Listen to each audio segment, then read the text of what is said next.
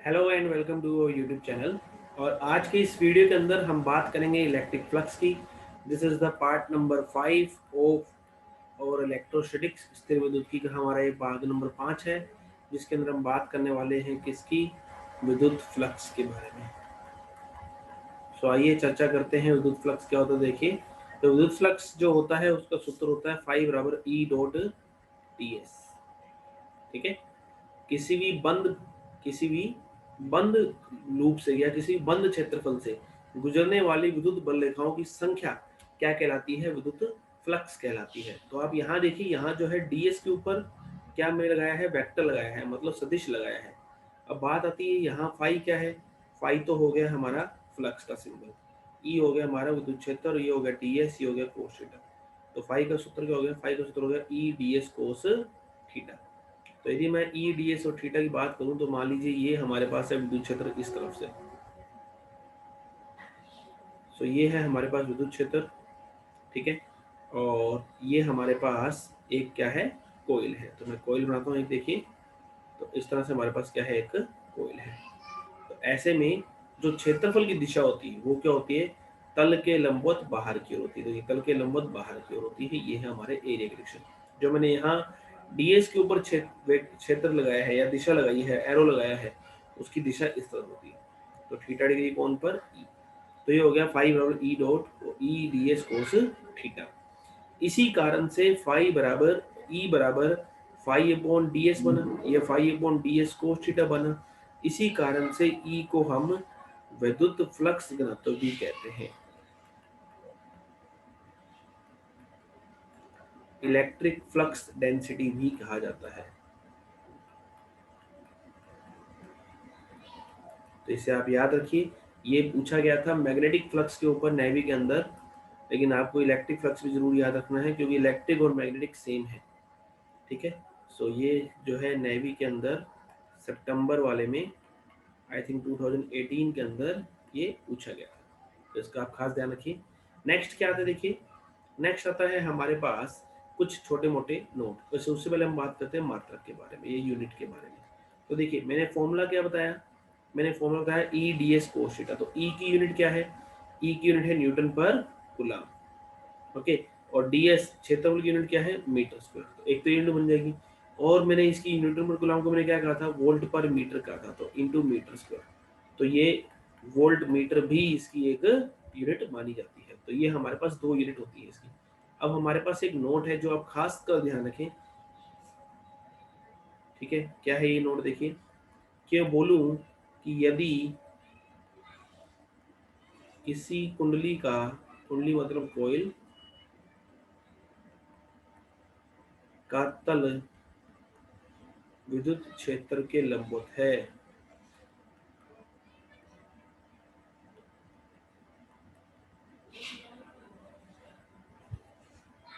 यदि किसी कुंडली का तल विद्युत क्षेत्र के लंबवत है, क्या मतलब है इनका, if the plane of coil is perpendicular to electric field, then. अब देखिए, कहने को यहाँ वर्ड आ रहा है लंबवत, तो लगता है 90 डिग्री कोण है। लेकिन यहाँ थीटा कितना है, यहाँ थीटा 0 है। 0 क्यों है, इस बारे में हम चर्चा करते हैं। देखिए कि सपोज कीजिए ये है हमारा विद्युत क्षेत्र इस तरफ से।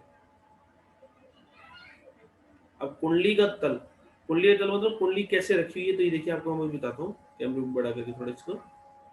तो कुंडली का तल कैसे है कि ये मान लीजिए विद्युत क्षेत्र है हमारे पास इस तरह से, और ये कुंडली का तल है ये। तो देखिए, अब विद्युत क्षेत्र है हमारा इस तरफ से इस तरफ, और क्षेत्रफल की दिशा होगी तल, ये तल है, तल के लंबवत बाहर की ओर, तो ये क्षेत्र दिशा होगी। तो ऐसे में दोनों एक दूसरे क्या हो गए, समांतर हो गए। तो ऐसा समांतर होने पर थीटा कितना हो जाएगा, थीटा हो जाएगा 0। तो इसलिए जो है वो थीटा 0 कहा जाता है। तो कुंडली, यदि हमारा विद्युत क्षेत्र ये है तो हमारी कुंडली किस तरह से, कुंडली यूं है कुछ इस तरह से, और ये हमारे पास इस तरह से यहाँ है एरिया की दिशा, और यहाँ ई की दिशा। तो थीटा कितना हो गया, 0 हो गया। मतलब जो फ्लक्स होगा वो फ्लक्स क्या होगा, अधिकतम होगा। नेक्स्ट आता है दूसरा पॉइंट। दूसरा पॉइंट क्या आता है कि यदि किसी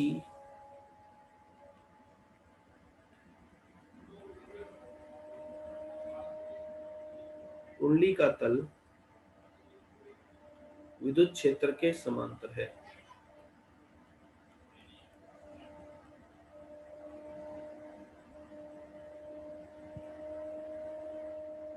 or you can say if the plane of coil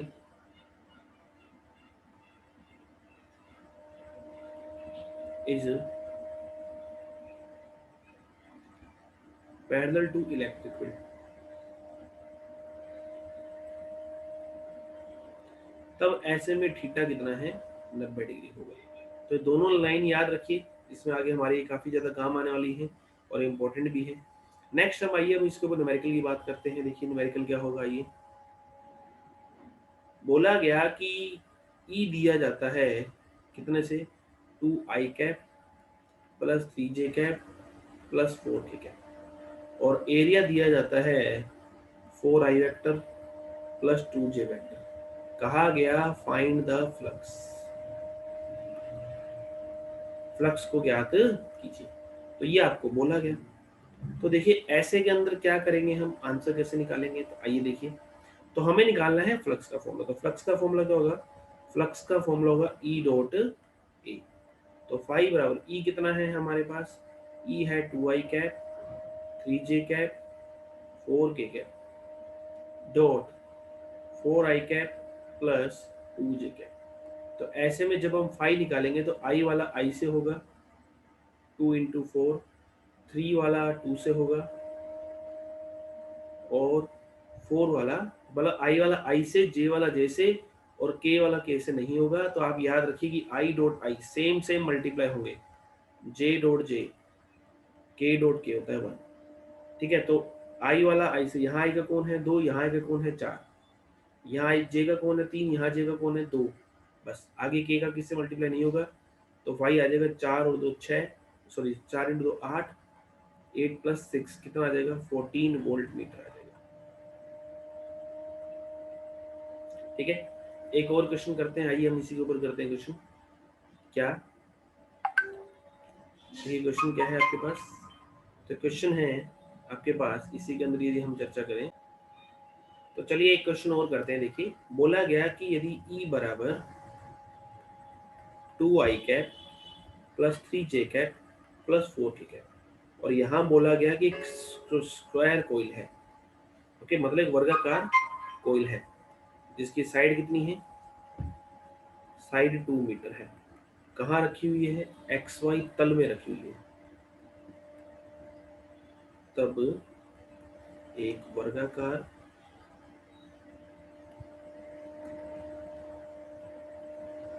कुंडली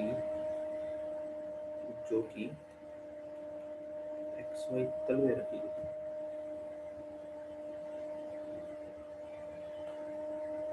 फ्लक्स बताइए। अब देखिए हमें यहाँ क्या बोल दिया कि XY तल में रखी हुई है। जब कुंडली XY तल में होगी, जब कुंडली XY तल में होगी तो सोचिए आपकी, ये मान लीजिए हमारे पास ये X है और ये Y है, ओके, और हमारे पास यहाँ पर एक कुंडली है इस तरह से। तो यदि ये सोचिए दी हमारी कुंडली है तो इसका तल कहाँ होगा, बाहर कौन के बाहर जेड यहाँ होगा, है ना, जेड इस तरफ होगा। और जब जेड इस तरफ होगा, क्योंकि क्षेत्रफल दिशा क्या थी, एरिया के लंबवत है, तो एरिया है इसके लंबवत बाहर की ओर होगा। तो जब इसके बाहर की ओर होगा तो फाई का सूत्र क्या होगा, फाई का सूत्र होगा ई डॉट ए। तो ई कितना है हमारे पास, ई है 2i cap plus 3j cap plus 4k cap dot A कितना है हमारे पास, ए है 2k कैप। के कैप क्यों रखा, क्योंकि क्षेत्रफल की दिशा किस तरफ होगी, एक्स जेड की तरफ होगी। तो के वाला के से हो जाएगा, तो 4 × 2 कितना आ जाएगा 8 वोल्ट पर मीटर, सॉरी 8 वोल्ट मीटर। ये हमारे पास आ जाएगा क्या, फ्लक्स का आंसर। नेक्स्ट चलिए हम और आगे बात करते हैं। नोट क्या, नोट ये है हमारे पास कि फ्लक्स हमारे पास दो तरह का होता है, एक होता है पॉजिटिव फ्लक्स और एक होता है हमारे पास नेगेटिव फ्लक्स। पॉजिटिव फ्लक्स को हम क्या कहते हैं, बाहरी फ्लक्स, मतलब कि आउटवर्ड फ्लक्स। इस बात का मतलब आपको आगे जाके समझ आएगा, हमारा अगला जो टॉपिक होगा आउटवर्ड फ्लक्स। और नेगेटिव का मतलब क्या होता है? नेगेटिव का मतलब होता है इनवर्ड फ्लक्स, ठीक है, आंतरिक फ्लक्स या निर्गत निवेशी भी आप इसे बोल सकते हैं। तो एक हो गया निर्गत फ्लक्स, एक हो गया निवेशी फ्लक्स। तो भारी फ्लक्स को हम क्या बोलते हैं? भारी फ्लक्स को हम बोल देते हैं निर्गत फ्लक्स। और एक आता है क्या? निवेशी फ्लक्स, जिसे हम क्या बोलते हैं? जिसे हम बोलते हैं इनवर्ड फ्लक्स। नेक्स्ट चलिए, नेक्स्ट हमारे पास क्या आता है देखिए। तो नेक्स्ट आता है हमारे पास मेन इंपॉर्टेंट इस चैप्टर के अंदर, गाउस का नियम। गाउस, तो गाउस का नियम क्या है देखिए। गाउस का नियम कहता है कि मान लीजिए हमारे पास यहाँ पर एक इस तरह से कोई क्षेत्रफल है, ठीक है। अब इसके अंदर हमारे पास आवेश पड़े हैं 4 कूलम का, -2 कूलम का, 1 कूलम का, 4।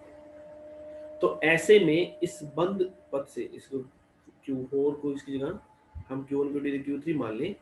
तो यहाँ हमारे पास Q1 पड़ा है, Q2 पड़ा है, Q3 पड़ा है और Q4 पड़ा है। तो इस बंद क्षेत्रफल से, इस बंद क्षेत्रफल को हम क्या कहते हैं?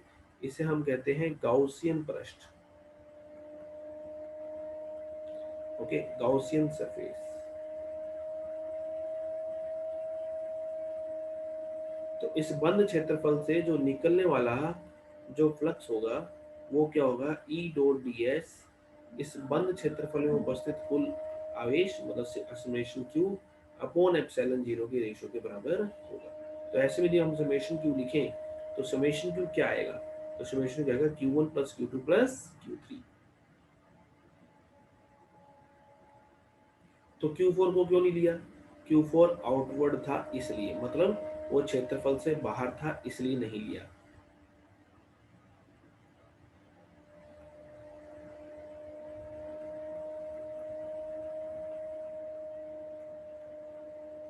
ओके, तो ये आपको खास कर ध्यान रखना है इस बात के ऊपर। और इसी के ऊपर ही इनवर्ड ऑर्डर फ्लक्स आएंगे। जैसे मान लीजिए मैंने बोला कि समेशन क्यू पॉजिटिव है, मतलब कि टोटल क्या है हमारे पास? धनात्मक आवेश। सपोज करो टोटल करा हुआ टोटल आवेश हमारे पास पॉजिटिव आ गया, सपोज करो टोटल 5 कूलम आ गया। अब पॉजिटिव से इलेक्ट्रिक लाइंस विद्युत क्षेत्र रेखाएं कैसे होती है? बाहर निकलती है ना। तो इसलिए जब समेशन क्यू पॉजिटिव है तो हमने क्या बोला कि फ्लक्स भी पॉजिटिव है। और फ्लक्स पॉजिटिव है तो एक ऐसा फ्लक्स है, ये निर्गत फ्लक्स है। निर्गत को हम क्या बोलते हैं? आउटवर्ड फ्लक्स है।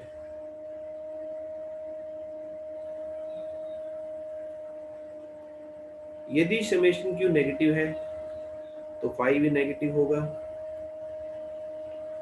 तो निवेशी मतलब ये क्या होगा? इनवर्ड फ्लक्स होगा। ओके, सो ये होता है हमारे पास आउटवर्ड और इनवर्ड फ्लक्स की कहानी। और ये हमारे आज के लेक्चर का पेज नंबर 6 है। तो चलिए, तो ये है इनवर्ड और आउटवर्ड कहानी। अब इसके ऊपर एक और छोटे मोटे हम क्वेश्चन करते हैं। आइए सबसे पहला क्वेश्चन करते हैं। देखिए कि यदि मान लीजिए यदि किसी क्षेत्रफल में या किसी एरिया में n डायपोल रखे जाएं। डायपोल मतलब द्विध्रुव। ओके,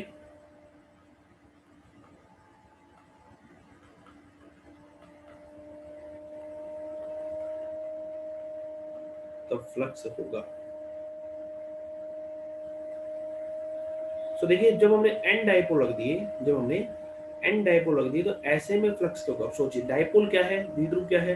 जिसमें एक हमारे पास प्लस का चार्ज होगा और एक हमारे पास माइनस का चार्ज होगा। तो टोटल चाहे n हो चाहे कुछ भी हो, कितने भी हो, टोटल हमारे पास क्या आने वाला है? टोटल हमारे पास 0 आने वाला है समेशन की, क्योंकि जितने प्लस होंगे उतना माइनस होगा। तो ऐसे में टोटल फ्लक्स क्या होगा? 0 होगा। आइए और करते हैं हम। कहा गया कि यदि किसी गाउसियन पृष्ठ से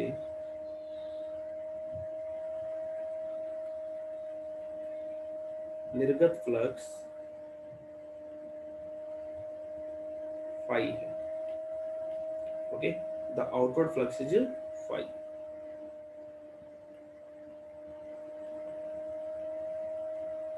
if area of Gaussian surface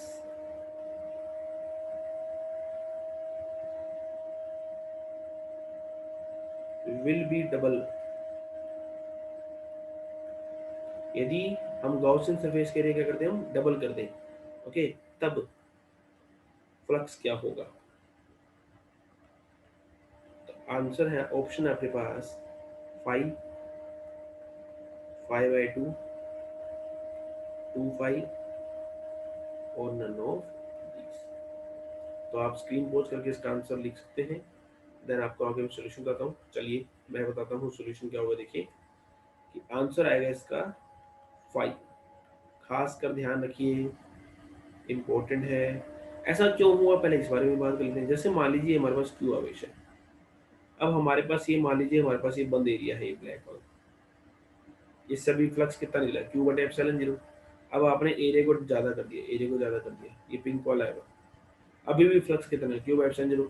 जितनी विद्युत क्षेत्र रेखाएं, जितनी विद्युत क्षेत्र रेखाएं यहां से निकलेंगी,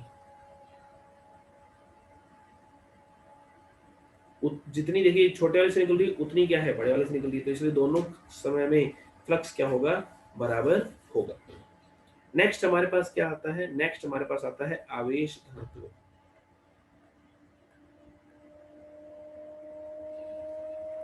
जिसे हम बोलते हैं चार्ज डेंसिटी। क्या होता है चार्ज डेंसिटी, तो आइए इसके ऊपर चर्चा करते हैं।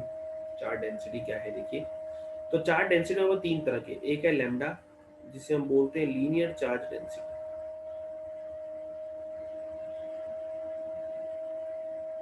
हिंदी में बोलते हैं इसे रेखीय आवेश घनत्व। एक होता है रो, जिसे हम बोलते हैं सरफेस चार्ज डेंसिटी,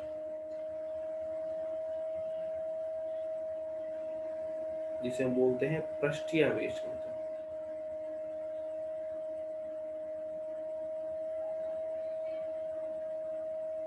एक आता है सिग्मा, जिसे हम बोलते हैं, सॉरी रो को जगह आएगा सिग्मा, तो सिग्मा को हम बोलते हैं सरफेस चार्ज डेंसिटी। नेक्स्ट आता है हमारे पास रो, इसे हम बोलते हैं वॉल्यूम चार्ज डेंसिटी।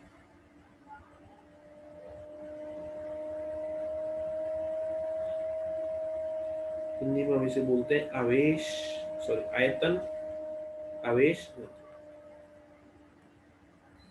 या आयतनीय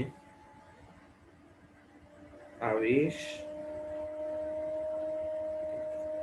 क्या होता है ये हमारे पास, तो सुन लीजिए, जब हमें 1D लेना हो, मतलब एक रेखीय लेना हो, तो हम लैम्डा लेते हैं। जैसे धागा है, धागे में आपने छोटा सा काटा, तो धागे में क्या होगी, लंबाई होगी, तो हम एक रेखीय लेंगे तो लैम्डा लेंगे। पेपर में काटा हमने कुछ एक छोटा सा हिस्सा, तो उसमें 2D एरिया होगा, पतला पेपर एकदम, मोटाई नहीं उसकी, तो उसमें क्षेत्रफल होगा, तो हम क्या लेंगे, सिग्मा लेंगे। अब गोला है, तरबूज है, तरबूज में से एक छोटा सा हिस्सा काट लिया, उसका आयतन होगा, तो वो हम क्या लेंगे, वो हम आयतन आवेश लेंगे। तो इस तरह से अलग अलग जगह पे काम आती है तीनों चीजें, हमारे कोई ज्यादा कुछ खास काम में नहीं है। बस एक सीधा सीधा फॉर्मूला याद रखिए कि लैम्डा बराबर होता है Q/L, एकांक लंबाई में आवेश। सिग्मा बराबर होता है Q/मीटर स्क्वायर, सॉरी Q/एरिया, ओके। और रो बराबर होता है आवेश बटे वॉल्यूम।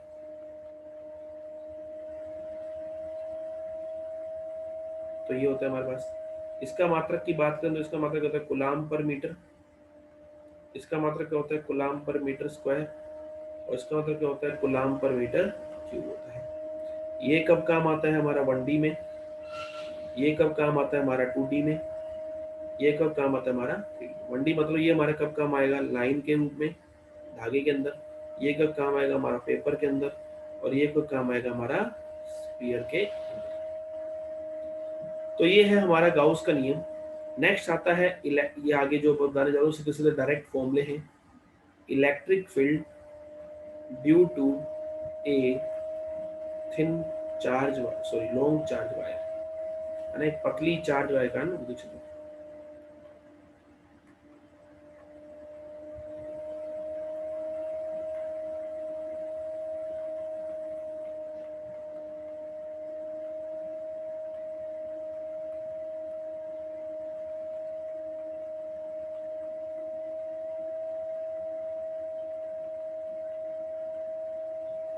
जब एक पतली लंबी तार के विद्युत क्षेत्र की बात की जाएगी, तो पतली तार का विद्युत क्षेत्र क्या होगा देखिए, तो इसके ऊपर हम चर्चा करते हैं। तो मान लीजिए हमारे पास एक पतली तार है, ठीक है, इस तरह से। तो इससे आर दूरी पर विद्युत क्षेत्र क्या होगा, तो होगा 2k लैम्डा बटे आर। लैम्डा क्या है, इसका आवेश घनत्व है, आर क्या है, दूरी है। और आपको खास क्या है रखना कि ई और आर में ग्राफ कैसे, बस ये दो चीजें आपको याद रखनी है, इससे तो आपसे पूछता नहीं है। तो ग्राफ आएगा कुछ ऐसा। नेक्स्ट आता है थिन शीट के कारण,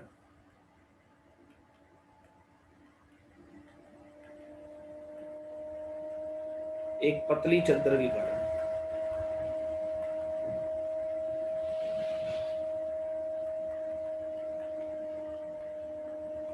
बहुत रेयर केस में इसके क्वेश्चन आते हैं। बाकी अगला जो वीडियो होगा हमारा, वो हमारा एक प्रैक्टिस वीडियो होगा, जिसके अंदर हम आगे नेक्स्ट क्वेश्चंस करेंगे इसी चैप्टर के ऊपर, स्थिर विद्युत के ऊपर। चलिए, इलेक्ट्रिक ड्यूटेशन शीट, ड्यूटेशन शीट की बात करें तो मान लीजिए हमारे पास एक पतली शीट है, इस तरह से एक पतली शीट है हमारे पास। तो हमें क्या करना है, आर दूरी पर विद्युत क्षेत्र वो किस तरफ होगा, इस तरफ होगा, और इधर निकालोगे तो वो इस तरफ होगा। तो कितना होगा, वो होगा सिग्मा बटे 2 एप्सिलॉन 0। यहाँ सिग्मा क्या है, पृष्ठीय आवेश है, तो जो आपको पहले बता चुका हूँ, ठीक है। तो यहाँ क्या है, आर तो यहाँ है, और ई जो है वो यहाँ है। तो कैसा होगा, पेज नंबर 11 है। नेक्स्ट क्या आता है, नेक्स्ट आता है due to a conducting sphere.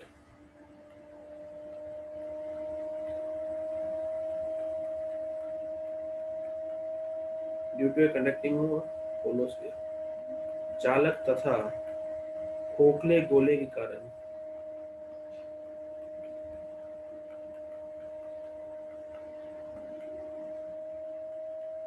तथा की जगह आप या भी ले सकते हैं। या मतलब क्या है कि खोखला गोला है हमारे पास, है ना। दोनों में क्या खास बात है कि यदि कोई चालक होगा तो उसमें सारा आवेश कहाँ पर होगा, सतह पर होगा। यदि कोई चालक गोला होगा तो उसमें सारा आवेश कहाँ पर होगा, सतह पर होगा, ठीक है। तो उसमें सारा आवेश कहाँ पर है, सतह पर है। और खोखला गोला होगा तो उसमें सारा आवेश कहाँ पर होगा, सतह पर होगा। ये दूरी कितनी है, आर, कैपिटल आर, सॉरी, इसकी त्रिज्या है। और हमें क्या निकालना है, उद्देश्य निकालना। तो ई इन, इनसाइड का क्या होगा, इनसाइड का होगा 0। इनसाइड कब होगा, जब आर होगा किससे, छोटा आर से। आर क्या है यहाँ, आर है यहाँ केंद्र से दूरी। ई सतह पर कितना होगा, के क्यू बटे आर स्क्वायर होगा, कब, जब आर बराबर। ई आउटसाइड कितना होगा, तो होगा के क्यू बटे आर स्क्वायर, जब आर बड़ा होगा किससे, आर से। तो ऐसे में हमारे पास यदि हम ग्राफ बनाएं तो ग्राफ कैसा आएगा देखिए,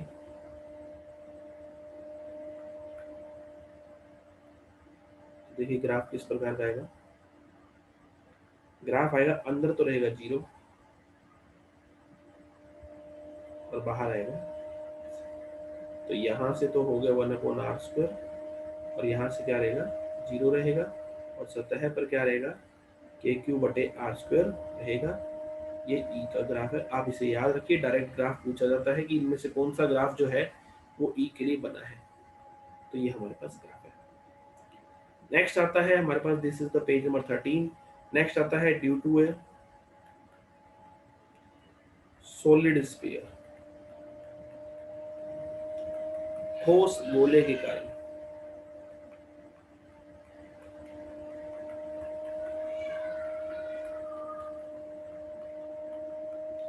यदि हम ठोस गोले की बात करें तो ठोस गोले के कारण क्या होगा देखिए। तो मान लीजिए हमारे पास एक ठोस गोला है। ठोस गोला क्या होता है, जिसके अंदर जो आवेश है वो इसके सतह पर रहता है। तो हमारे पास जो आवेश है वो कुछ इस तरह से है।